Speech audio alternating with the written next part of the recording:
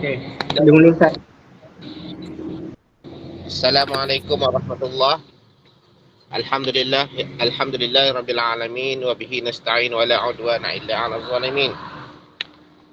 Alhamdulillah kita dapat berkumpul malam ni untuk mendengar sesi taklimat tentang program yang akan dilaksanakan pada hari Sabtu ini. Bermula hari Sabtu ini, Sabtu, Ahad dan Isnin, insya-Allah.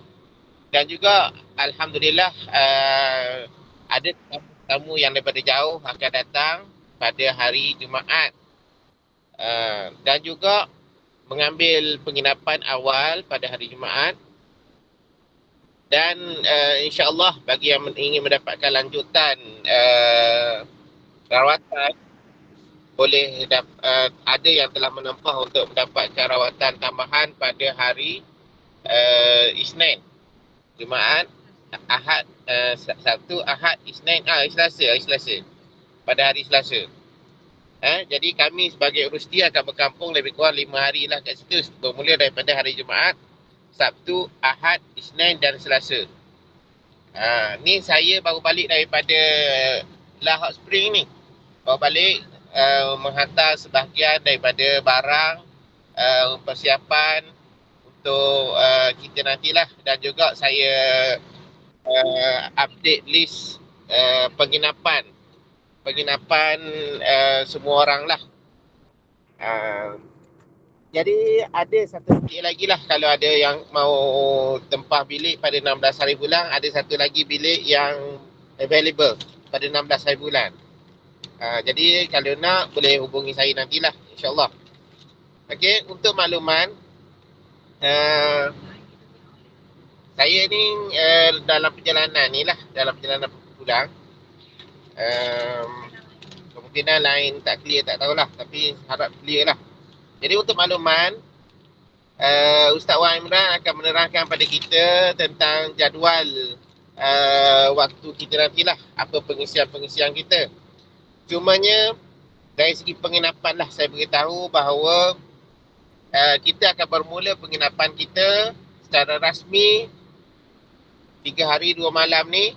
Bermula penginapan akan check-in pada jam 2 petang hari Sabtu. Jam 2 petang hari Sabtu. Jadi, untuk mereka yang sampai pada pagi itu mengikut jadual, jam 8 ataupun 9 pagi, maka terus ke Dewan tingkat atas. Terus ke Dewan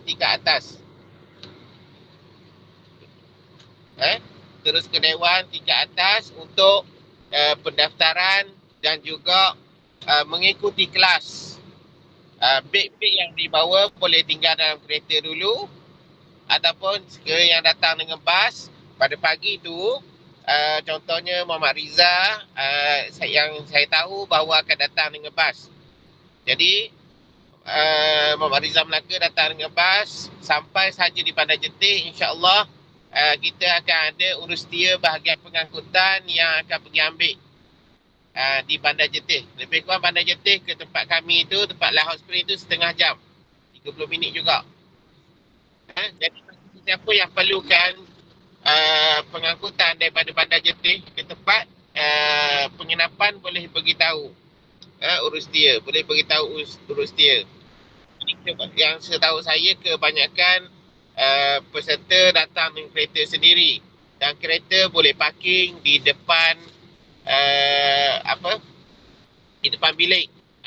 Boleh parking di depan bilik, tapi kalau rasa tak selesa nak parking depan bilik, tempat parking khas tak jauh pun daripada penginapan. Depan saja. Okey. Kalau ada rasa kosong boleh parking depan bilik, insya-Allah. Okey. Kemudian bagi penginapan terus boleh di check-in pada kunci akan diserahkan pada hari Sabtu jam 2 petang tu. Kemudian tidur selama 2 malam, Sabtu dan juga Ahad. Check out pada jam 12 tengah hari pada hari Sabtu, Ahad, Isnin. 12 tengah hari, hari Isnin. 12 tengah hari, hari Isnin. Yang ni 19 hari bulan lah.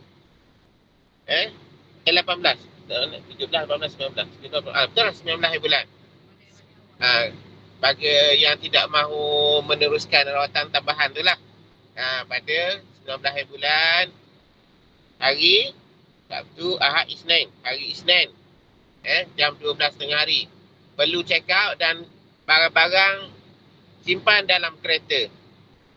Simpan dalam kereta atau jika yang menaiki bas boleh simpan di dewan. Dewan kita besar. Boleh simpan di dewan barang-barang yang telah dibawa tu. Cumanya dewan kita ialah di tingkat 1, naik 1 tingkat. Naik tangga. Jadi bagi mereka yang kurang boleh turun naik, boleh menumpang solat di bilik urus tia. Dom urus tia hanya bersebelahan di bersebelahan dewan bagi perempuan lah terutamanya. Sebenarnya surau tak jauh daripada dewan, bawah saja, tingkat bawah saja bangunan surau. Okey, bab surau. Okey, bagi yang datang awal boleh terus hubungi saya ataupun admin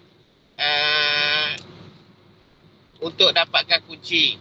Sekiranya mahu mendapatkan tilam ataupun toto ataupun bantal, boleh menyewa juga. Nanti kita akan bagi tahu kepada pihak chalet lah untuk memberi sewa dalam toto. Tak ada salah saya toto. Jadi bilik tu besar bagi mereka yang bawa anak-anak ataupun yang peneman boleh muat. InsyaAllah sekali boleh bawa sendiri dululah. Contoh kalau tak ada boleh sewa di situlah. Okey. Jadi bagi makanan, kami ada unit makanan yang akan menyediakan akan menjual lah bagi mereka yang berhajat. Kita menyediakan kemudahan. Boleh tempah. Bukan peserta, jangan peserta pula pandai-pandai nak tempah tu. Kalau peserta nak tempah, kami akan cuba bagi makanan sihat. Peserta kami akan bagi makanan yang sihat. Jadi boleh hubungi juga dan minta peserta, contohnya peserta datang pada hari Jumaat tu, datang awal, contohnya tengah hari dah sampai. Maka boleh minta sebab kami insya-Allah kami akan sampai sebelum Jumaat ke sana. Tapi untuk memudahkan, kalau ada yang bawa bekal tu lagi baguslah, bawa bekal dululah. Dan juga sekiranya tidak berminat dengan menu yang kami sedia, bagi keluarga lah, bukan peserta kena terpaksa minat lah. Okey. Jadi bagi yang pengiring tu ada boleh dapatkan makanan dengan kami, boleh tempah ataupun boleh dapatkan di kedai di bawah dewan tu. Di bawah dewan ada kedai. Dan diperingatkan jugalah peserta jangan sekali-kali melanggar pantang larang yang disediakan oleh pihak kami. Begitu. Jadi apa lagi saya nak cerita? Okey, baik. Saya juga tadi baru saja tentang keselamatan dengan kecemasan. Kecemasan dan keselamatan. Alhamdulillah saya dah buat surat makluman kepada pihak polis tadi dan juga pihak JPAM dan juga pihak kesihatan, pejabat kesihatan daerah Besut. Pejabat kesihatan daerah tiga pihak telah kami hantar surat memberitahu tentang aktiviti kita. Jadi apa sahaja yang berlaku kami akan direct kepada terutama JPAM lah. Terutama JPAM dan mereka bersedia untuk memantau aktiviti kita. InsyaAllah. Itulah yang dapat kami lakukan untuk memastikan keselamatan dan juga apa saja yang kemungkinan yang berlaku di tempat ini. Polis dan juga Malaysia ada klinik kesihatan yang terdekat, iaitu klinik kesihatan Pasir Akar. Kami dah hantar surat sampai ke daerah, pusat pejabat kesihatan daerah. Okey. Dan juga dalam unit dalam peserta kita ni juga nanti ada peserta di kalangan doktor. InsyaAllah doktor yang ada juga bersedia untuk membantu, ada kata ada apa-apa saja kecemasan. InsyaAllah sama-sama kita membantu untuk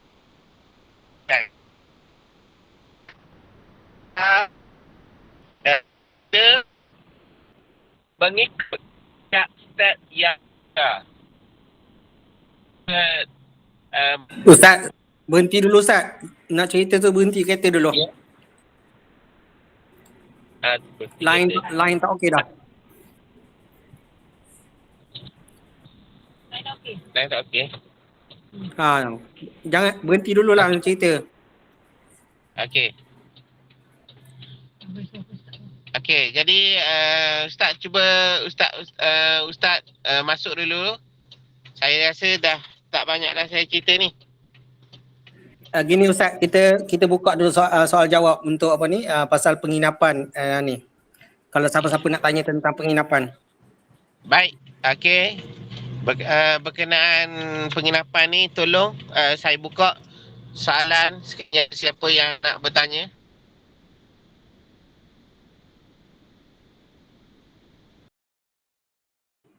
Sila. Kalau tadi macam pagi tadi ada yang kurang jelas kan, boleh tanya sekarang. Apa-apa saja yang kurang jelas boleh tanya.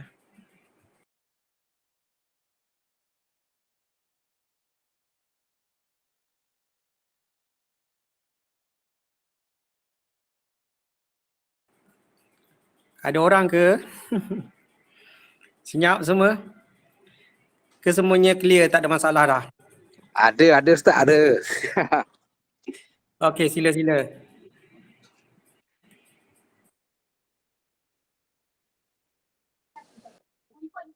Assalamualaikum Ustaz. Ya, sila. Nak tanya bilik tu apa yang ada ya? Contohnya macam kettle, tuala ada ke disediakan? Macam itulah yang basic-basic tu ada ke? Peti ais memang tak ada kan? Hello? Macam Kettle tak ada lah. Kettle tak ada Kettle tak ada. Kettle tak ada. Yang ada kain tuala, kain selimut, aircon lah. Bilik air. Tuala ada ya? Okey. Tak, yelah nak prepare lah juga daripada rumah ni kan. Kok tak ada tuala, pingsan juga nak cari tuala kat sana. Okey Ustaz, terima kasih.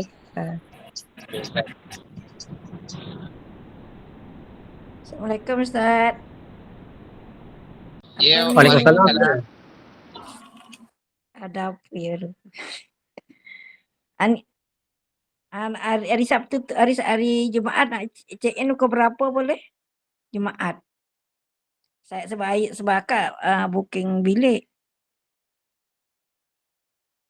Okey, hari Jumaat sama Aku sampai berapa kak? Time Sampai berapa? Sampai ke dalam petang dah. Saya ikut ni Cik Pak Izi. Oh, apa ni sampai kalau petang. petang boleh je. Oh, dah boleh check in dah.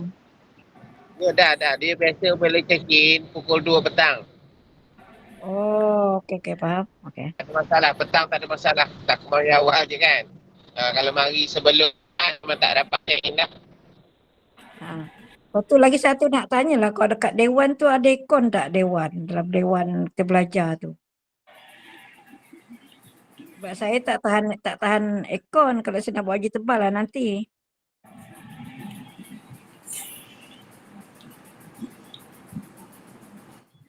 Boleh berunding lah dengan dengan teman sebilik tu. Tapi memang tu dah, sebab tu memang dah sejuk. Kalau tak nak pasang aircon pun okey. Tapi kalau boleh bawa je lah peralatan persediaan. Takut teman kita pula jenis suka aircon, kita payah aircon, boleh tahan jugalah nanti tu. Tak Jadi bawa maksud selimut lebih. maksud Dia saya cerita dalam ni- dewan. Dia cerita Dewan ada aircon tak? Dewan. Oh, Dewan tak ada aircon. Dewan hanya ada kipas. Okey, Okey. tak apa. Okey. Ustaz, Baik. Ya, baik. Ustaz, Sila. tak ada kettle kan? Ada disediakan water dispenser tak untuk yang bukan peserta ni? Water Yang- dispenser Ada air panas macam tu? tak ada. Tak ada. Bawa kettle je Jess.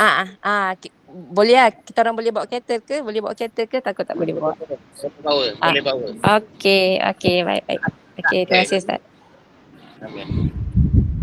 Assalamualaikum Ustaz. Setrika ada ke? Rika tak ada. Rika kena Okey, bawa thank you. Okey.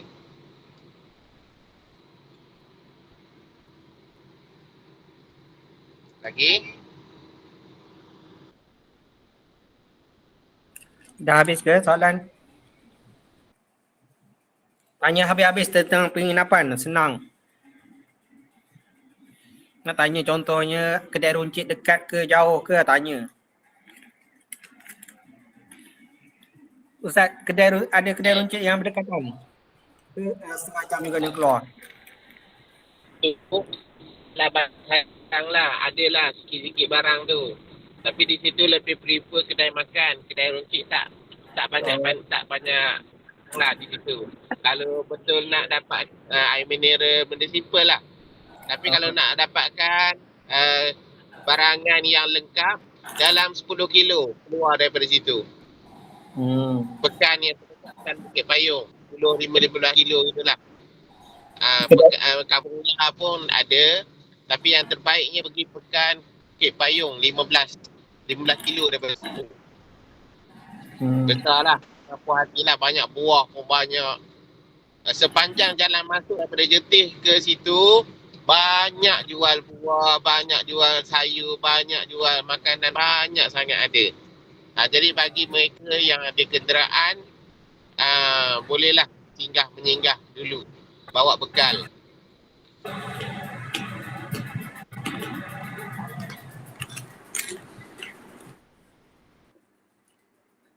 Okey, kalau tak ada apa-apa kita masuk pada modul pula. Pengisian program.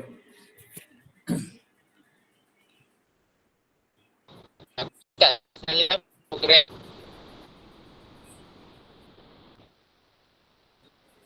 Ada lagi yang nak tanya ke? Kalau tak ada, kita masuk ke pengisian program pula.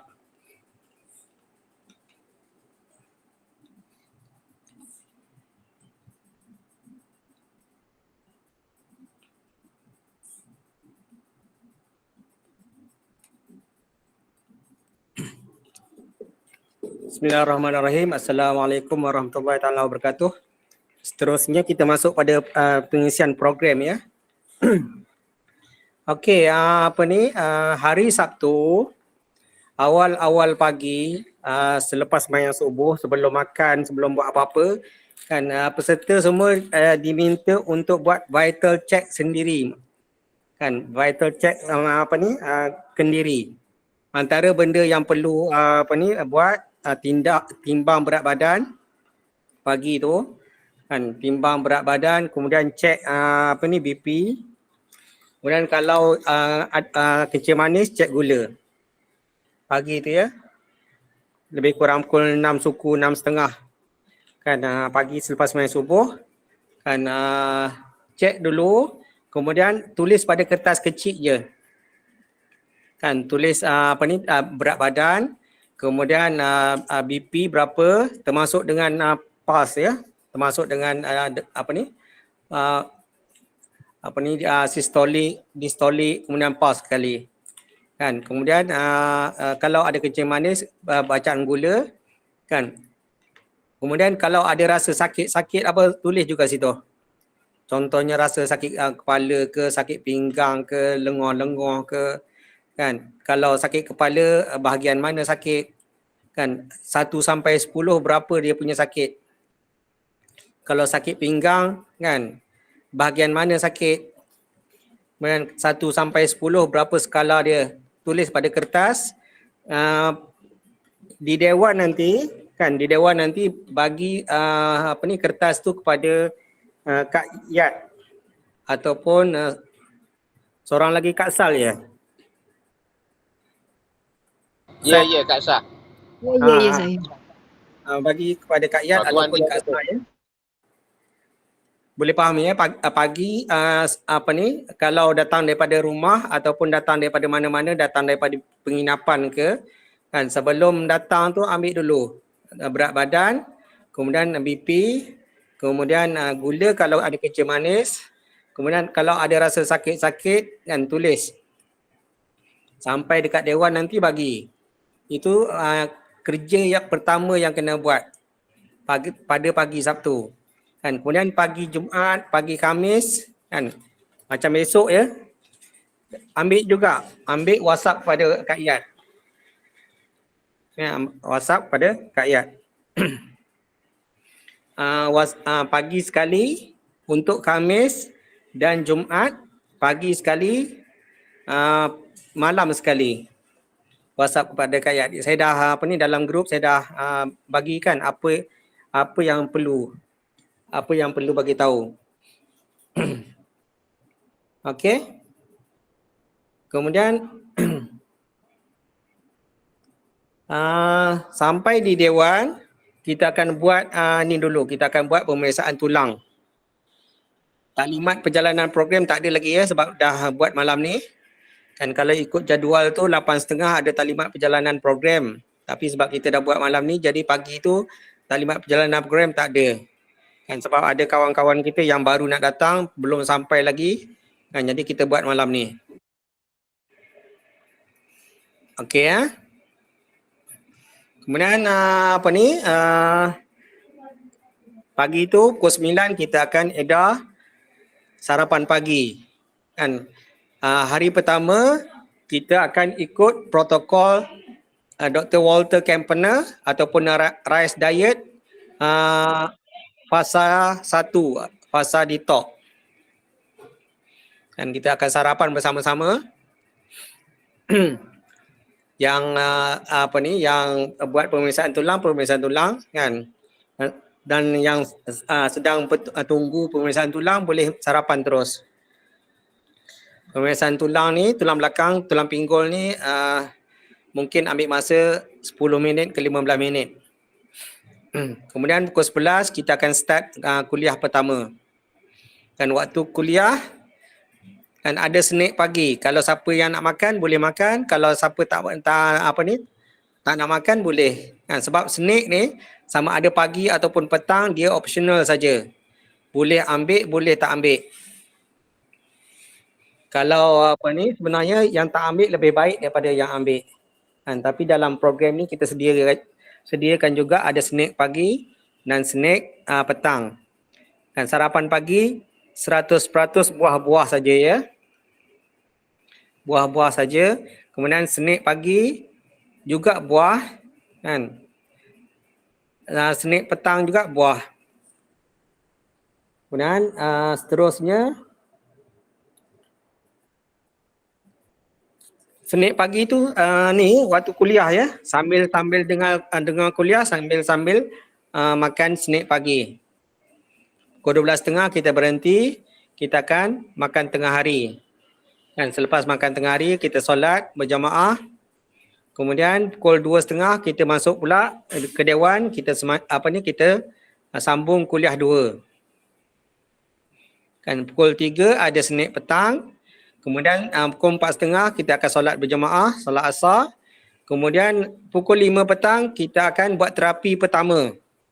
Kan terapi pertama, dalam terapi pertama ni kita akan belajar sama-sama buat deep breathing. Kan bernafas menggunakan perut. Kan teknik bernafas menggunakan perut. pada sesi pukul 5 petang. Sambil-sambil tu juga kita akan buat haka ataupun hentak kaki. Haka tu singkatan pada hentak kaki ya. Kemudian kita juga akan buat japas, jalan ala pas. Maknanya terapi petang, terapi yang pertama tu ada 3 ya. 3 dalam 1. Yang pertama deep breathing. Yang kedua haka, kemudian yang ketiga japas. Dan selepas terapi kan lebih kurang 15 minit ke setengah jam kita akan buat vital sign check. Yang ini Kak Iyad dan tim akan buat pemeriksaan. Macam pagi tadi sendiri masing-masing buat pemeriksaan ni kan. Cek BP sendiri, cek gula sendiri, timbang sendiri. Yang petang ni Kak Iyad dengan tim yang akan buat pemeriksaan. Okey. Kemudian pukul 6.30 kita akan makan malam. Kan? Kemudian pukul 7.40 kan 7.40 muslimat akan berendam dulu. Dia akan berendam dulu di kolam air panas. Kan sambil berendam kan di kolam berendam tu kan kita akan bagi taklimat macam mana cara berendam yang betul. Apa berendam yang salah, macam mana berendam yang salah. Kan sebab kalau berendam salah boleh menyebabkan buah pinggang kita makin teruk. Kan kita nak sihat tapi akan dapat penyakit pula kalau salah. Okey. Sebelum sebelum berendam kan yang pertama kena ingat sebelum berendam pastikan kita minum air yang cukup. Kan macam mana nak tahu kita cukup minum air? Kan yang pertama kita tengok kita rasa dahaga ke tak. Kan kalau kita rasa dahaga itu badan kita tak cukup air ataupun kita dalam keadaan dehidrasi. Kan yang kedua kita tengok pada urine output kita.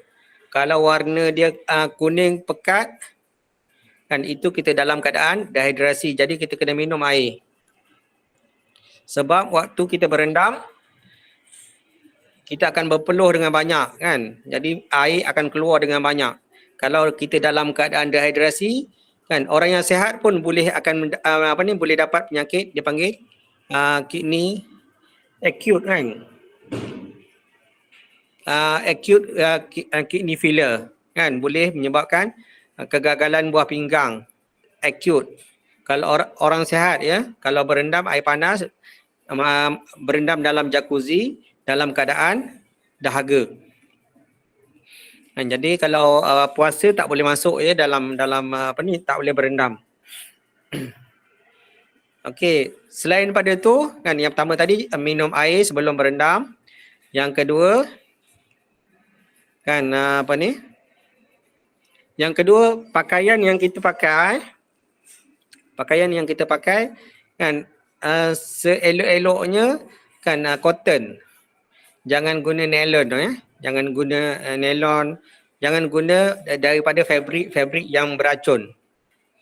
Kan kalau kita masuk dalam kolam gunakan pakaian sama ada dibasuh dengan sabun yang beracun ataupun kain itu dibuat daripada bahan-bahan yang beracun ataupun kain yang diwarna dengan bahan-bahan yang beracun, air itu akan jadi air beracun. Air kolam tu akan jadi beracun. Jadi kita cuba pilih kain seelok-eloknya cotton ya, seelok-eloknya kain kapas untuk nak berendam. Kemudian bila berendam masuk berperingkat-peringkat, mulakan masuk kaki dulu, relax, rasa dah okey, baru masuk makin dalam kan. Untuk hari pertama kita cuba sampai peringkat sampai pinggang saja dulu ya. Dan kita akan berendam 2 malam. Dan jadi malam pertama kita cuba berendam sehingga pinggang saja dulu. Kemudian yang lelaki kan sembahyang maghrib berjemaah, sembahyang isyak berjemaah kan waktu muslimah berendam. Kemudian pukul 8.40 giliran peserta lelaki pula, giliran muslimin pula akan buat terapi yang kedua. Kan buat terapi yang kedua.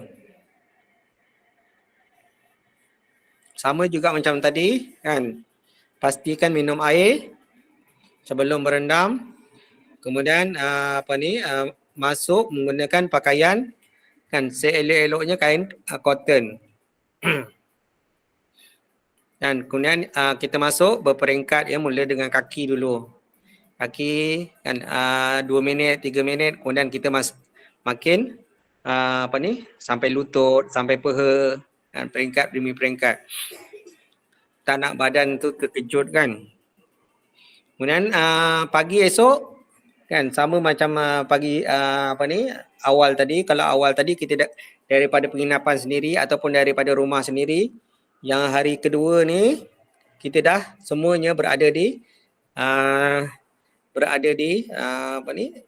di La Hot Spring kan. Okey, pagi hari kedua kan, selepas solat subuh kan, masing-masing di penginapan masing-masing buat vital check kan. Cek BP, cek timbang berat badan, kemudian cek BP, kalau yang ada kencing manis, cek kencing manis. Dan kemudian kalau ada rasa sakit-sakit kan, nyatakan apa yang kita sakit, tulis pada kertas kecil. Kan kertas macam yang kertas note tu, tulis kat situ, nanti pergi dewan bagi kepada Kak Iyad ataupun Kak Sah. Kan kemudian dekat bilik kan, dekat bilik masing-masing sudah disediakan dengan air kelapa kan, habatus sauda dan hirisan halia. Jadi selepas buat vital check boleh minum air kelapa kan, makan biji habatus sauda dan hirisan halia. Ini juga di kediaman masing-masing, di bilik masing-masing. Kemudian rehat sekejap kan, rehat boleh lebih kurang 10 minit ataupun 15 minit. Kemudian selepas itu buat terapi HDT. Terapi yang keempat buat HDT di bilik masing-masing. Dan Rustia akan bagi tahu kan petang sebelum balik ke bilik petang tu kan, malam tu Rustia akan bagi tahu macam mana nak set katil kan, biar dia jadi katil HDT. Okey. Pukul 6.40 lebih kurang kan buat katil HDT sehingga pukul 7.40, lebih kurang sejam ya. Lepas berendam lepas baring atas katil tadi kan, boleh siap-siap pergi ke dewan. Kan sampai di dewan pukul 8 pagi kan, kita buat sesi soal jawab. Dalam sesi soal jawab ni tanya balik apa-apa saja yang berkaitan dengan semalam punya.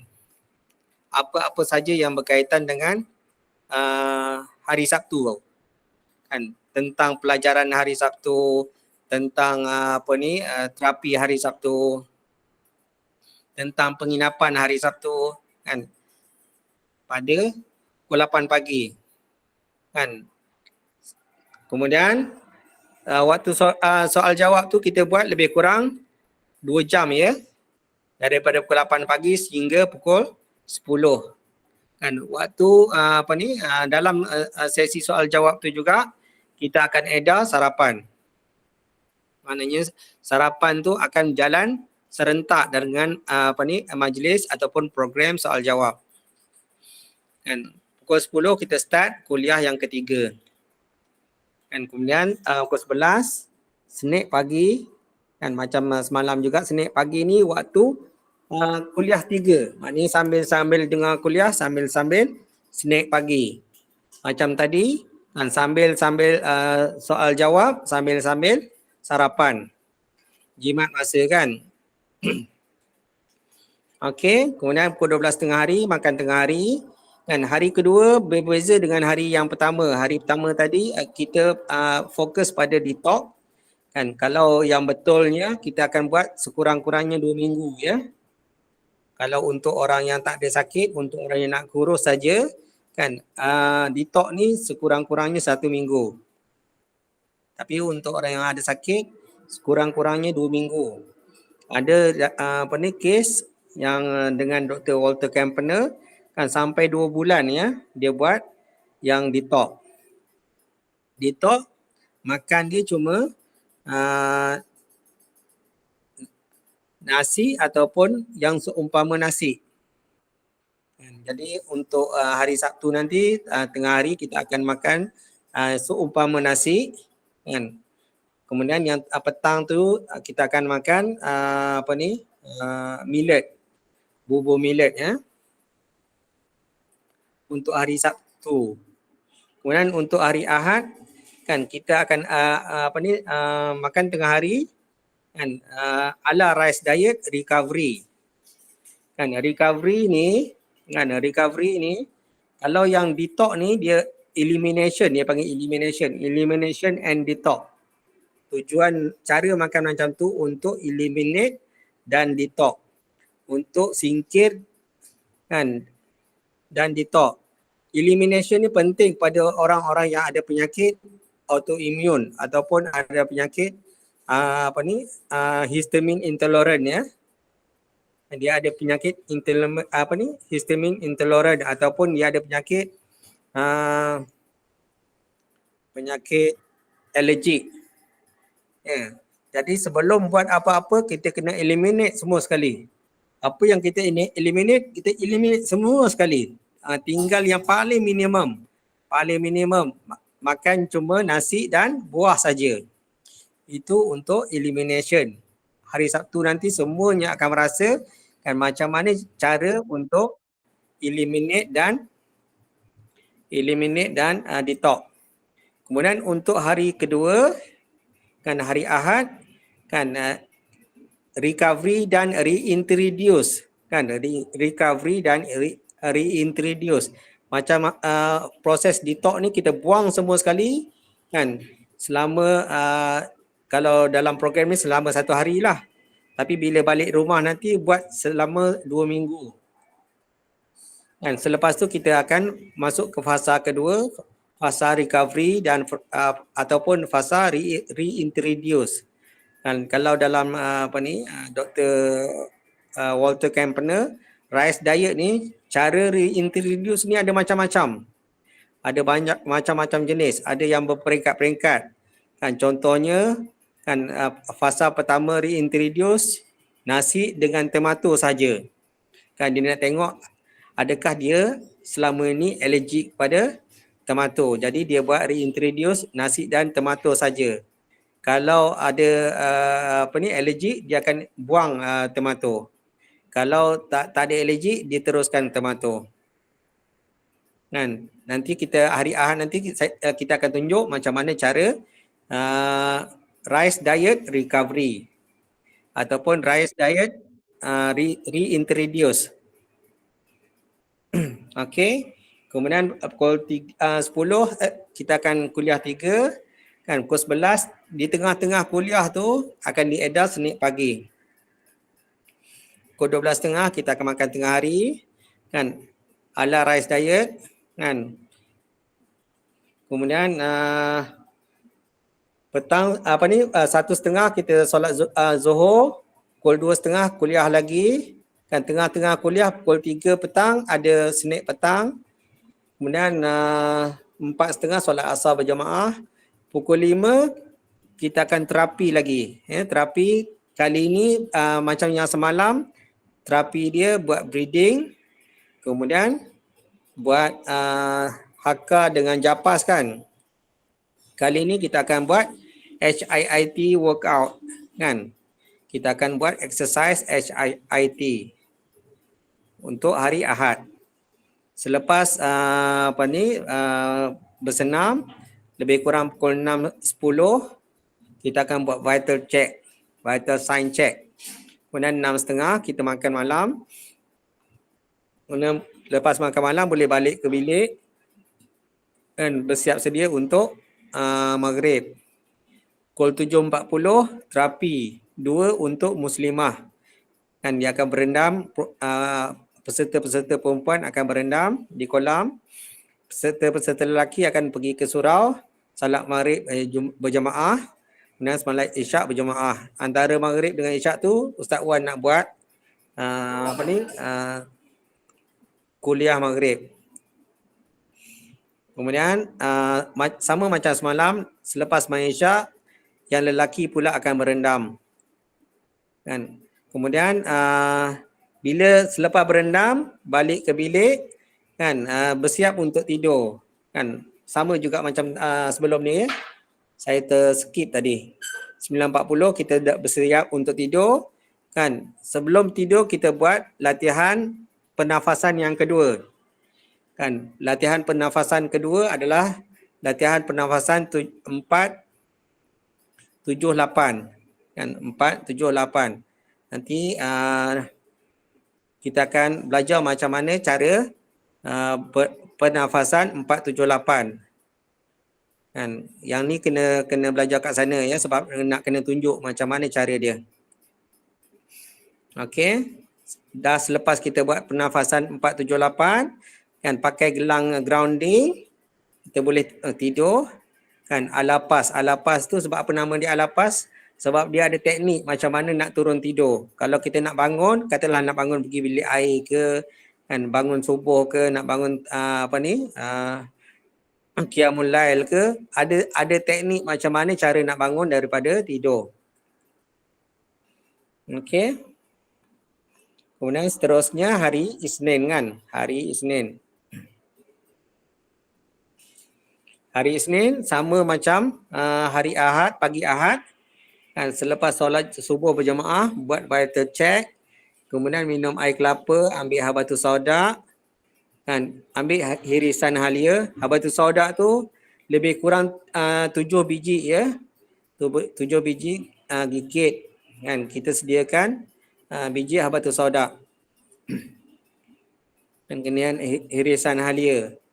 Kemudian selepas minum air kelapa, ambil habatus sauda, ambil halia, buat terapi 4-7-8 tadi ya. 4-7-8. Kemudian buat HDT. Kalau dia tulis itu breathing 2 maksudnya pernafasan 4-7-8. Kalau breathing 1 maksud dia deep breathing. Bernafas dalam di perut ya. Sehingga perut mengembang kan, sehingga perut buncit. Itu dia panggil breathing 1. Kemudian sarapan hari hari ketiga, hari Isnin, kita akan buat cara Dr. Bishwarup ya. Cara Dr. Bishwarup, makan buah-buah kan, jumlah dia lebih kurang 500 gram. 500 gram buah-buah. Kan. Kemudian hari Isnin tu, Senin pagi kita tak ada dah edar buah baru. Kan, buah yang buah yang sarapan tadi makan waktu Senin pagi. Kan, waktu tengah kuliah tu boleh makan yang sarapan tu sikit. Kan, kita tak boleh makan laju-laju, makan sikit-sikit. Kan, untuk sarapan cara Dr. Bishwarup ataupun ala deep diet. Kemudian pukul 12 tengah hari kita akan makan tengah hari ala deep diet ala Dr. Bishwarup. Kemudian solat Zuhur berjamaah. Kemudian pukul 2.30 ada terapi 9 ya, ada terapi yang ke-9. Dalam terapi yang ke-9 ni semua peserta akan merasa dibekam dan akupuncture. Kan, akan ada semua peserta akan dibekam dan dibuat akupuncture. Pukul 3 petang, Senin petang, kemudian pukul 4 petang kan kita akan bagi circadian chart. Circadian chart ni kalau tak sempat nak bagi pada pukul 4 petang tu, kalau pukul 4 petang tu tak sempat nak bagi, sebab circadian chart ni ada banyak juga prosedur dia ya, sebab setiap orang berbeza circadian chart. Kalau saya tak sempat nak bagi pukul 4 petang tu, kan kita akan bagi kemudian kemudian kena interview, saya mungkin akan interview seorang-seorang kan, akan bagi kemudian kan selepas maknanya hari Rabu ataupun hari Khamis saya akan bagi secondary chart. Kemudian buku jurnal terapi kan kita akan buku jurnal terapi ni hari pertama dah akan bagi. Kita akan bagi, tapi pukul 4 petang tu saya akan bagi taklimat sedikit tentang macam mana cara guna buku jurnal terapi. Setiap orang akan dapat satu buku jurnal terapi. Kemudian solat asar, selepas solat asar kita akan bergambar dan bersurai kan. Sebelum bersurai, urustia akan bagi makan malam dalam bentuk tapau ya. Bentuk tapau. Makan malam ala deep diet untuk recovery. Makan malam hari Senin tu kan cuma ada salad dengan kerabu saja, tak ada nasi ya. Dia cuma ada salad saja, salad dan buah saja untuk petang hari Isnin. Kan makan malam tu bolehlah nak makan dalam kereta ke ataupun nak singgah mana-mana bagi peserta yang balik. Okey.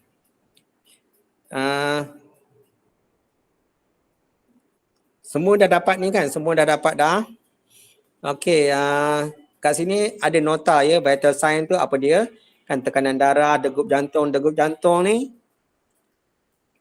Degup jantung ni sebenarnya kalau nak detail kita kena kira ya. Berapa kali degup. Kan pernafasan, jantung, suhu badan.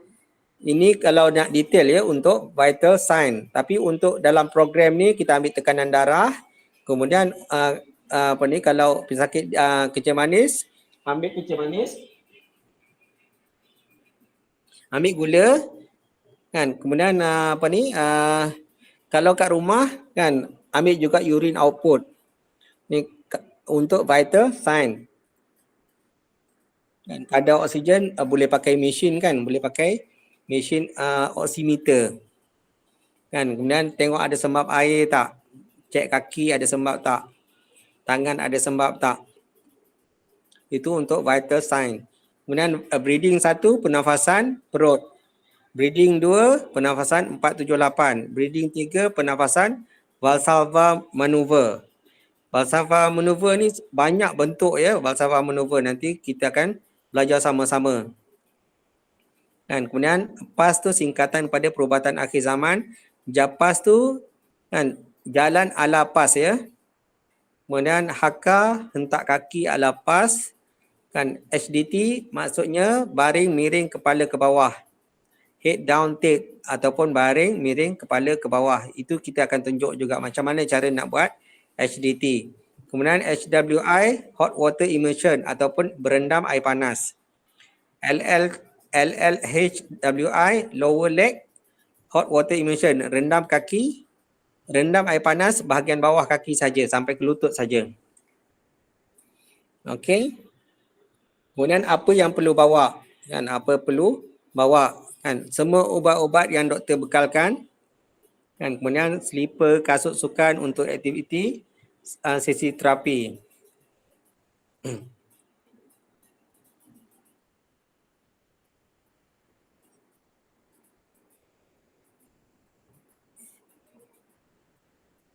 Okey. Line internet saya ni ya. Okey, saya lanjut ya.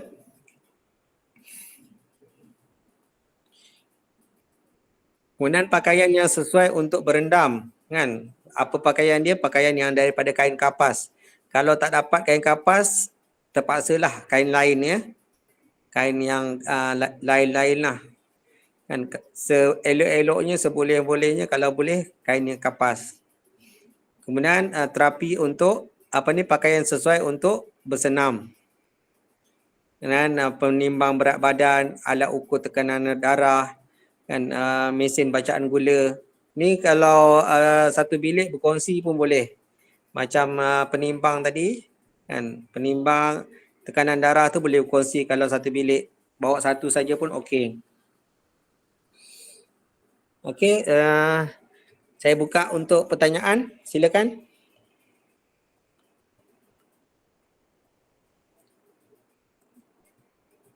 Ni Ustaz, nak tanya. Ya. Tadi Ustaz ada cakap tentang nak buat bekam tu.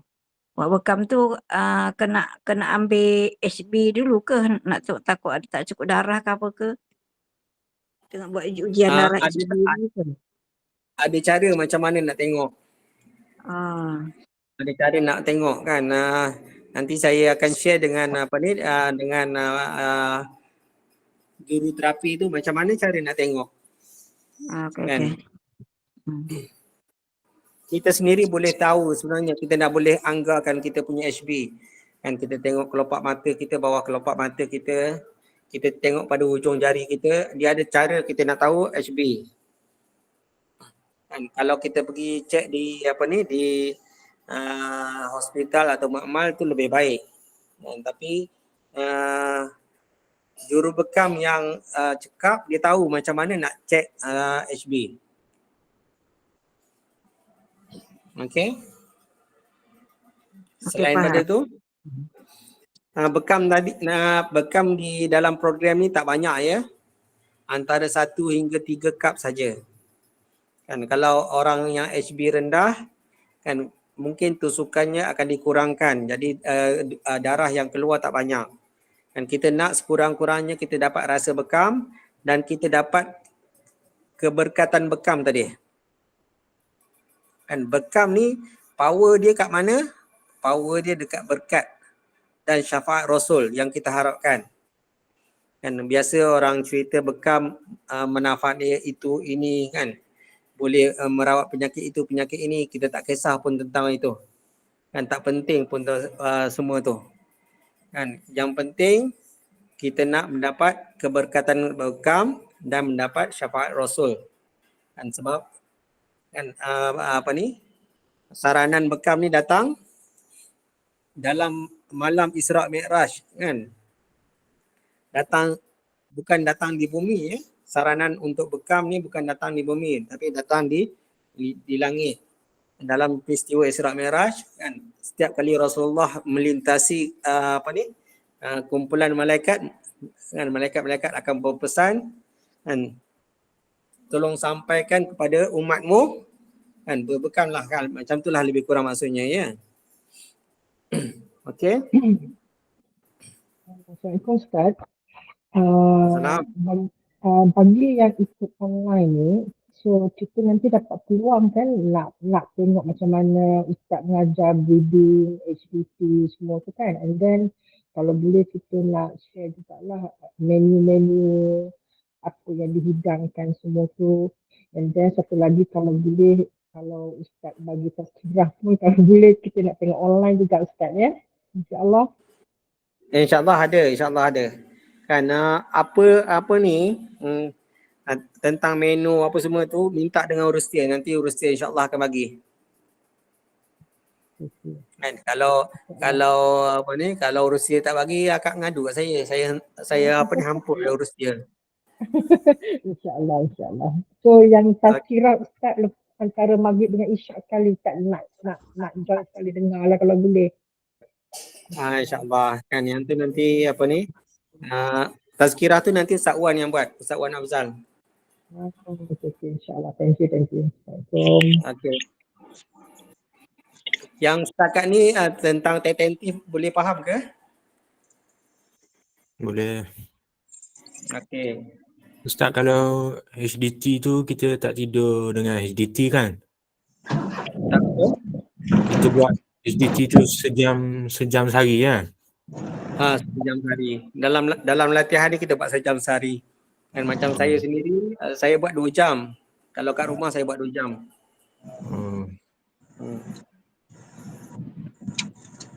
Apa yang perbezaan selepas dan sebelum sebelum HDT dan selepas HDT kan yang paling ketara sekali urine output akan bertambah. Dan saya sendiri kan saya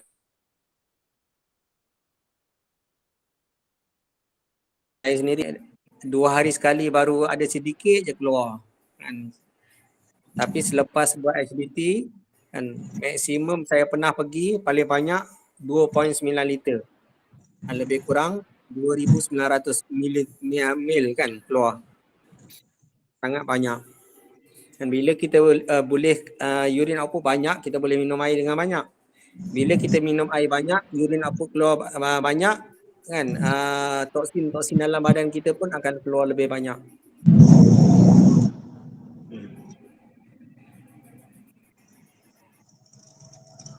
Okey.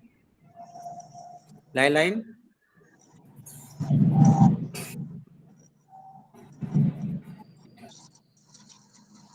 Setakat ni ada apa ni? Ada apa-apa nak tanya tentang penginapan, tentang perjalanan ni, tentang tempat program?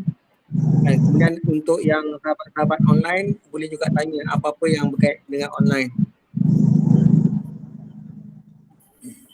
Assalamualaikum Ustaz, nak tanya. Salam. Ya. Uh, ada Ya. si baju ke macam mana ada ke sana? Tak dengar apa dia? Kat sana ada dobi tak untuk cuci baju? Apa Dobi? Saya rasa tak ada kot. Dan kena bawa baju banyak sikit kot. Jauh lah, dalam setengah jam ke bandar. Tapi dapat basuh sendiri situlah. Kalau hari panas kan. Basuh dalam sungai. Boleh. Tu saya ingat saya nak buat baldi. Tu nak kira apa, kira nak basuh kat sendiri lah dalam bilik kan. Itulah.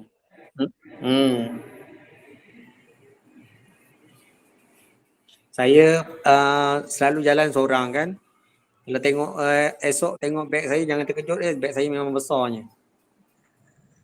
Macam beg Negeri Mekah ni.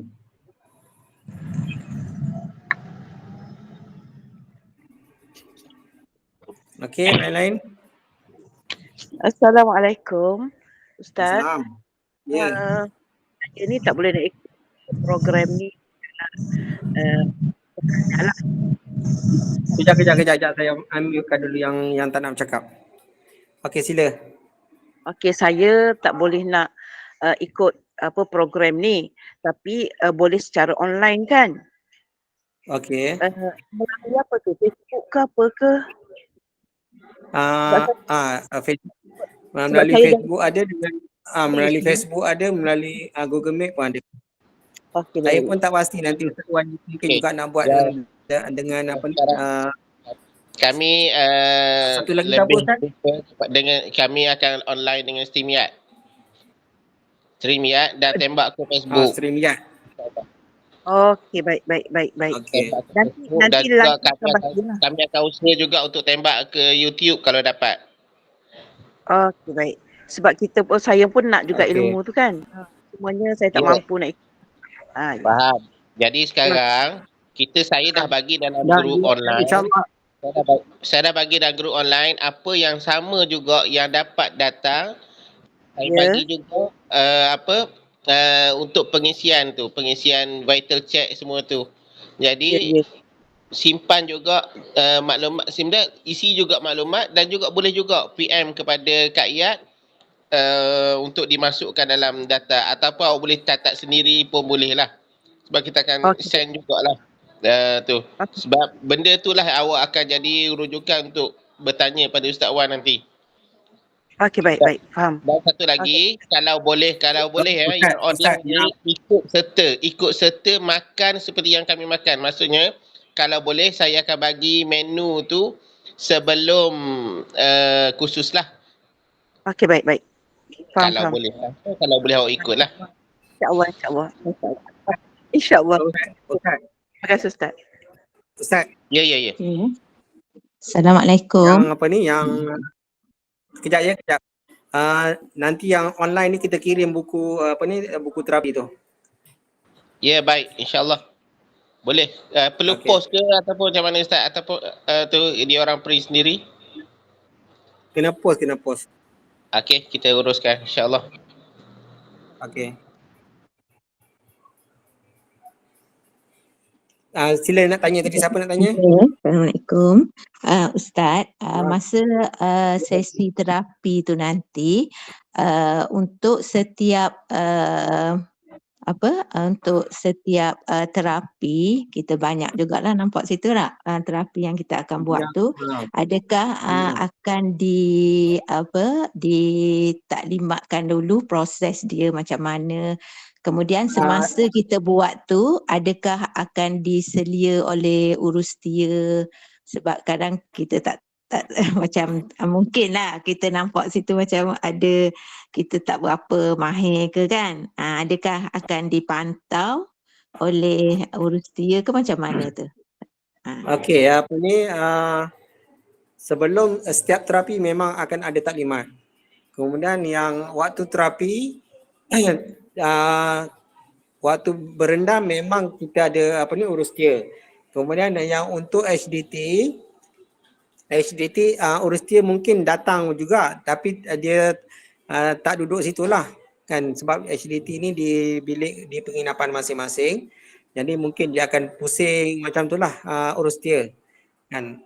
Tapi HDT ni tak susah sangat, cuma yang penting macam mana cara nak baring, nak turun baring, kemudian cara nak bangun, itu saja yang penting. Kalau salah turun, salah bangun, boleh sakit pinggang, boleh sakit belakang.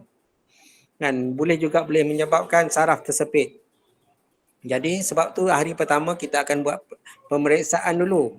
Dan selepas buat pemeriksaan, urustia terus akan bagi tahu nanti cara nak tidur macam mana, cara nak tidur, turun dia macam mana, nak bangun dia macam mana. Jadi macam mana cara nak turun, macam mana cara nak bangun, itu sangat penting. Dan banyak orang dapat penyakit kerana salah turun saja. Kita nak baring tu macam kita salah tertukar. Sepatutnya kita turun sebelah kanan, kita turun sebelah kiri. Sepatutnya kita bangun sebelah kiri, kita bangun sebelah kanan. Bila tertukar tu, tulang belakang kita yang yang alignment dia dah salah, kan, alignment dia dah tak betul, dia akan jadi lebih tak betul. Kan, jadi kita akan buat taklimat dan kita akan buat demo macam mana. Kan, waktu HDT tu mungkin ada urustia nanti akan round, kan, tapi yang tu saya sendiri tak boleh nak jamin lah. Tapi kalau untuk HWI, untuk HAKA, JAPAS, untuk HIIT, yang ni urustia ada. Yang tu urustia ada. Okey? Okey Ustaz, terima kasih. Sampai. Ustaz, kalau Assalamualaikum yang warahmatullahi bekam tu pakai bekap yang juga. Pakai Macam mana? kad yang pakai Sorang-sorang buang ya? je. Pakai buang. Oh, pakai buang. Okey. Acupuncture semua orang buat juga lah. Semua sekali akan merasa, kecuali yang tak nak. Kan, tapi seboleh-bolehnya Okey. rasalah semua. Ya, seboleh-bolehnya Okey. rasalah semua, sebab bukan banyak pun. Kita bagi sikit-sikit je.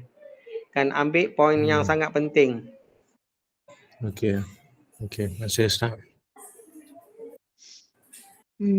Assalamualaikum Ustaz. Salam. Ustaz, Sila Zul terus. nak tanya, untuk kategori yang macam Ainul, OKU fizikal dari segi tulang membengkak sebagainya, untuk proses HDT ataupun PAS dan sebagainya, sebab dia tak ada boleh berdiri kan. Waktu tu saya kena banyak lagi refer secara personal dengan Ustaz lah. Okey, insyaAllah. Dia kalau macam Ainul tu, kan, dia nak baring ataupun nak bangun, Tuan Zul yang angkatkan kan. Kalau angkat tak ada isu. Kan, kecuali dia bangun sendiri. Kalau dia bangun sendiri tu kena buat pemeriksaan sedikit lah. Saya angkat Dia semua bangun lah. sendiri ke tuan angkat? Tuan angkat ke dia dia baring sendiri? Kalau baring dia baring sendiri lah. Cuma kalau untuk angkat pergi mari lah saya angkat. Tak saya Cuba ambil video dulu. Ambil video hantar ke saya macam mana cara dia baring, saya nak tengok. Dia baring macam mana, dia bangun daripada bangun daripada baring macam mana, saya nak tengok. Boleh ya? Boleh. Satu lagi Ustaz, dengan kondisi Zul. Ainul, ya, Okey. ya dengar Ustaz. Dengan Tak, kondisi tak, yang Ainul tadi sekarang, boleh ke ambil video dulu? boleh. Saya kat luar Ustaz, kat rumah tak ada internet. Saya keluar kat masjid. Okey. Okey. Okey, Ustaz. Bagi Dengan kemudian kondisi maknanya Ainul esok sekarang. lusa boleh. Tak apa. Ustaz, dengan kondisi Ainul sekarang, tulang dia membengkok akibat daripada kejahilan saya dari segi prostat apa semua tinggi, pemakanan apa semua. Jadi Okey. kalau ikut doktor dia kata tulang tu tak akan pulih dan akan kekal macam tu, dia akan terbantuk pembesaran Ainul lah. Tapi saya ada dengar juga Ustaz bagi tahu dulu dengan Dr. Razin apa semua tu yang ada kaedah Ustaz, memang tak akan pulih tu, memang kekal macam tu tulang. Okey. Tulang ni susah sikit lah kan. Kalau apa ni, tulang membengkok ni susah sikit. Kalau kata tulang berongga apa semua, insya-Allah ada jalan dia. Kan. Yang bengkok ni kita nak berkeraskan dia jadi patah kan. Mungkin pepatah orang tua katakan meluntur buluh dari waktu rebung kan. Bila dia dah apa ni macam tu, kita nak lentur dia mungkin susah sikit kan. Tapi kita yang sebenarnya bila kita dah jadi macam ni lah kes Ainul ni, sebenarnya benda yang dah lepas tu sebenarnya bukan matlamat utama kita macam Ainul lah kan. Apa yang lepas kan bukan matlamat utama kita nak reverse. Betul. Kan matlamat utama kita tak nak dia jadi makin teruk. Fokus kepada situ.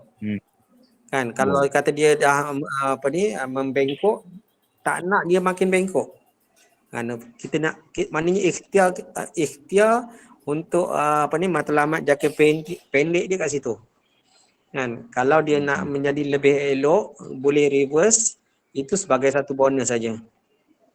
Kan kalau kita letak matlamat terlalu besar kan dan matlamat tu susah kita nak capai, kita kecewa.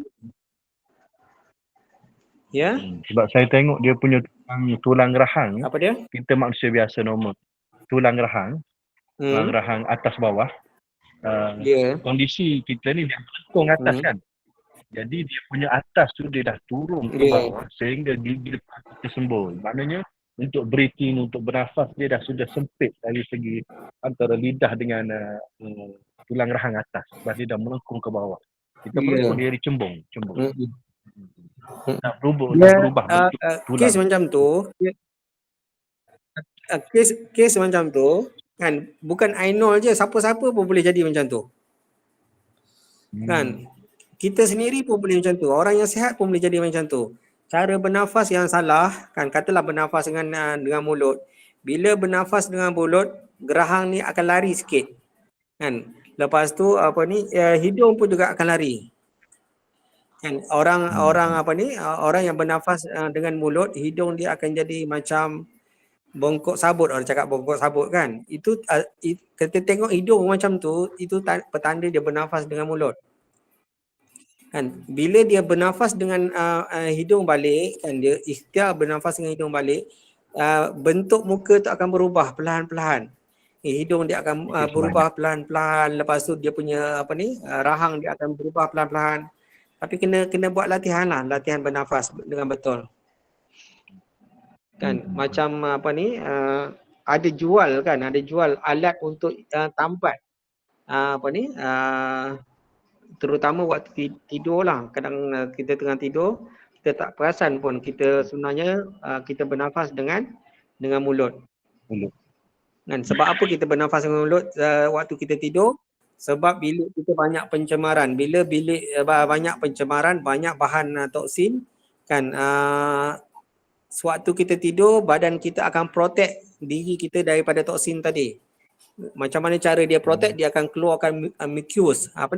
Mucus kan, dia akan keluarkan lendir dalam hidung kan untuk nak tapis toksin. Tapi bila lendir tu dah banyak menyebabkan saluran pernafasan hidung kita tertutup, kita akan berpindah ke bernafas dengan mulut.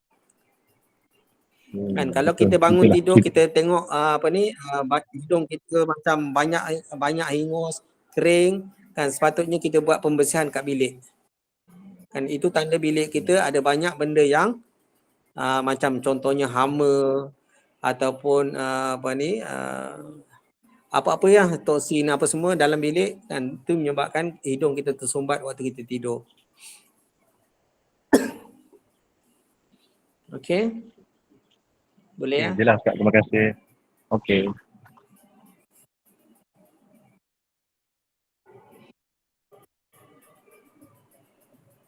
Assalamualaikum Ustaz.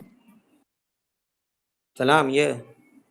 Nak tanya Ustaz, kalau macam orang yang HB dia tak sampai 10, tak kira tak boleh buat lah bekam kan? Sebenarnya ada cara dia. Ada caranya, tapi bekam ni tak sama macam bekam orang biasa lah. Biasanya kalau orang yang HB tak sampai 10, kan dia bekam ni kalau orang lain contohnya tusuk dia sampai 15 ataupun 20 ataupun 25 kali tusuk. Orang yang HB rendah mungkin tusuk 3 tusuk ataupun 5 tusuk saja. Dan jarum juga dia akan adjust, jangan dalam sangat. Kan? Tapi kena buat jugalah. Pada saya lah, bekam ni kan seboleh-bolehnya bekam lah. Kan, buatlah macam mana sekadar yang kita mampu. Kan sebenarnya boleh. Kan orang yang HB rendah pun sebenarnya boleh. Ada teknik dia. Kan teknik dia kita kurangkan tusukan, kita kurangkan kedalaman tusukan, kita kurangkan kap. Kan sebab apa bekam tu buat juga? Sebab nakkan keberkatan tadi, nakkan syafaat tadi. Kalau kerana HB rendah kita terus tak berbekam, rugi kita. Kan satu kerugian kan. Maknanya orang tua-tua cakap ni bekam ala syarat saja kan. Macam syarat sajalah kan, macam tu. Kan nak juga bekam. Satu tusuk pun okey. Kan tak ada luka sedikit pun okey kan. Kalau Dr. Azrinas dia buat macam tu. Nah, saya sendiri pun bersetuju dengan cara Dr. Azrinas kan, sebab kita nak pahala bekam tadi, keberkatan bekam tadi, syafaat bekam tadi, terapi lain. Kan katalah terapi HWI ke, terapi HTT ke, terapi bersenam ke, berlari ke, melompat ke, tak ada. Tak sama macam terapi bekam. Okey. Terima kasih Ustaz. Boleh agaknya, rasa boleh faham ya? Faham. Kan? Terima kasih Ustaz. Kita cuba bekam tapi dengan cara yang selamat dan tak bagi mudarat. Kan kalau bekam macam bekam orang yang HB rendah sama macam bekam orang yang HB cukup kan, itu akan mudarat. Sangat-sangat mudarat kan. Tapi kalau macam Dr. Aziz dia tak bekam langsung. Kan, tapi kalau macam Dr. Azrinas dia bekam juga. Macam tadilah dia kurangkan tusukan, dia kurangkan kap, dia kurangkan kedalaman tusukan tadi. Okey.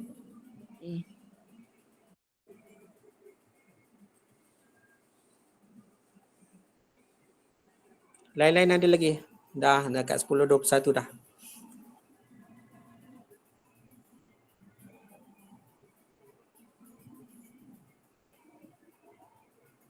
Ada lagi yang lain? Ni siapa Muhammad ni siapa ya? Saya nampak tadi 2-3 kali buka mic. Siapa Muhammad ni? Ada nak tanya apa? Cik Muhammad? Muhammad Amir. Oh Amir. Mi anda tanya apa Mi? Tak ada dah Ustaz. Hilang Amir. Amir? Tak ada dah Ustaz. Tengok mic buka tu ingat kena nak tanya. Tadi ada soalan tadi ya? Tadi tanya dah dia. Amir bimbang tentang jangkitan. Amir bimbang tentang jangkitan. InsyaAllah jangkitan ni. Kan sebab macam Kak Iyad dengan tim kan semuanya terlatih secara bekam klinikal. Bekam klinikal, akupuncture klinikal. Jadi perawat-perawat yang terlatih dengan bekam ataupun akupunctur klinikal dan tentang jangkitan tentang ni tak ada isu insya-Allah. Okey.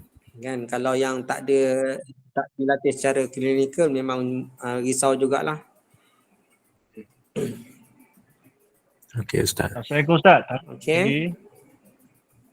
Ustaz, dengan pendedahan ilmu Orang kaedah ya. ikhtiar dibawa oleh Ustaz, dengan berendamnya, dengan groundingnya, dengan acidity-nya, maknanya sekiranya seseorang itu dapat follow secara berjaya seperti kaedah Cik Rahman.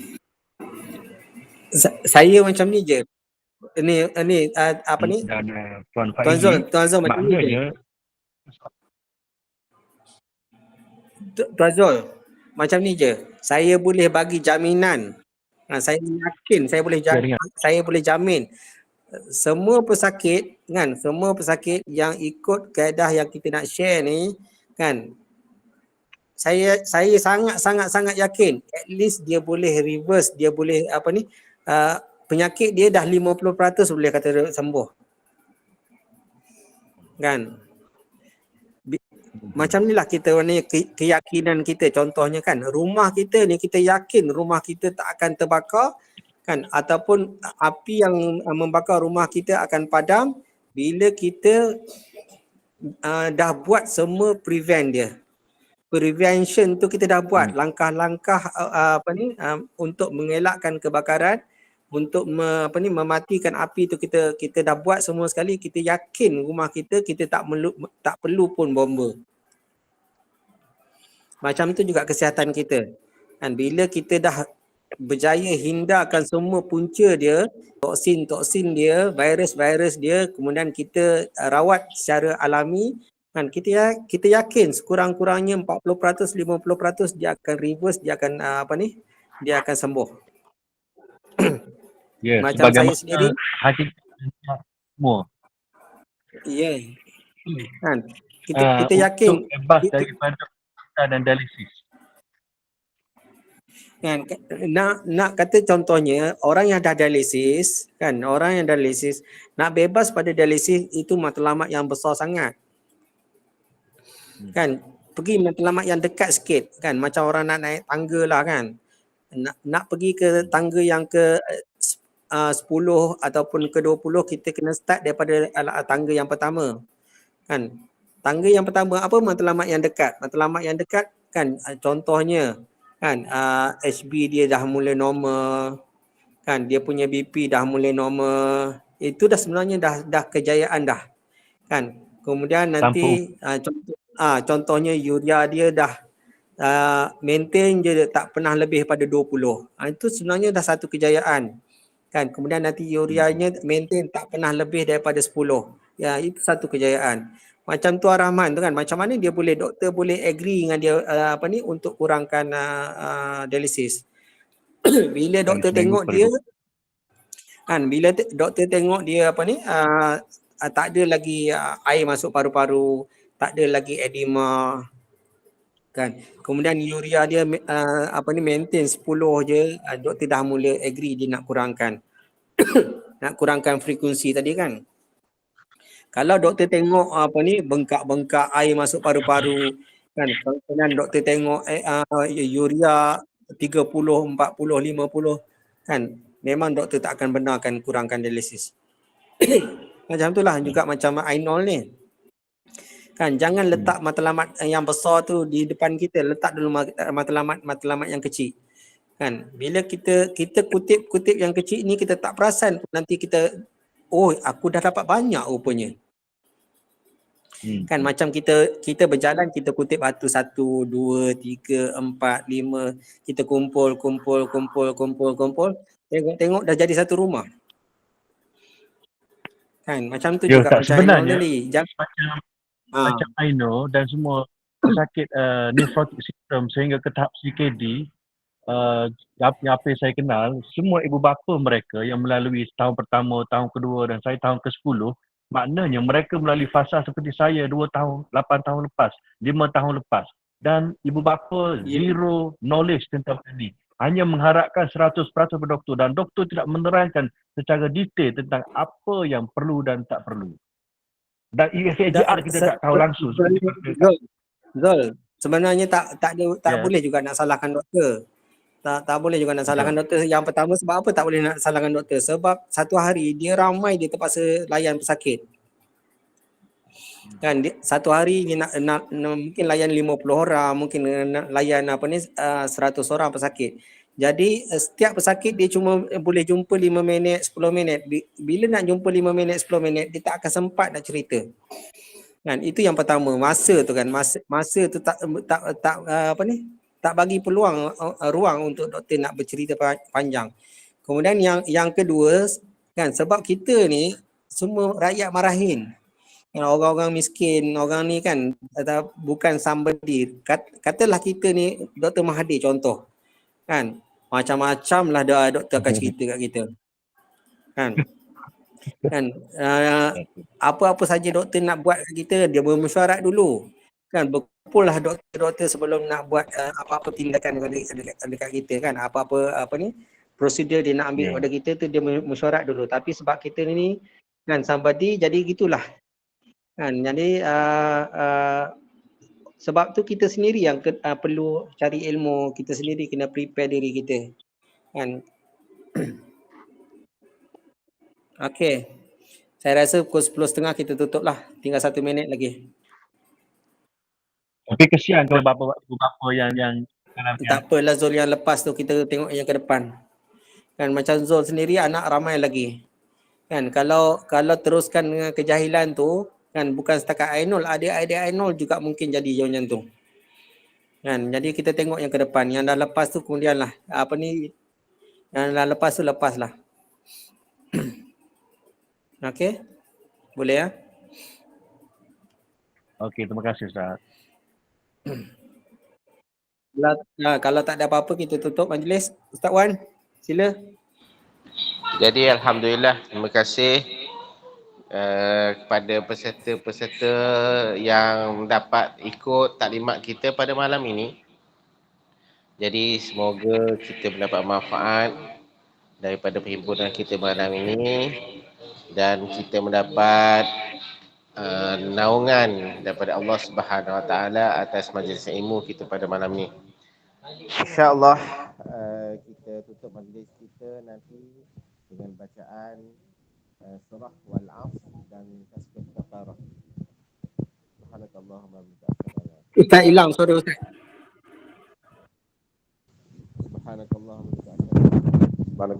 bihamdika asyhadu an la ilaha illa anta, subhanakallahumma wa bihamdika asyhadu an la ilaha illa anta, subhanakallahumma wa bihamdika asyhadu an la ilaha illa anta, subhanakallahumma wa bihamdika asyhadu an la ilaha illa anta, astaghfiruka wa atubu ilaik. Bismillahirrahmanirrahim. Wal 'asri innal insana lafi khusr illa alladhina amanu wa 'amilus shalihat wa tawassaw bil haqq wa tawassaw bis sabr. Apa saja persoalan-persoalan yang hendak ditanya boleh terus tanya dalam grup, insya-Allah. Okay. Semoga kita selamat sampai di tempat destinasi yang kita nak tuju nanti. Wassalamualaikum warahmatullahi wabarakatuh. Waalaikumsalam warahmatullahi wabarakatuh. Terima kasih Ustaz.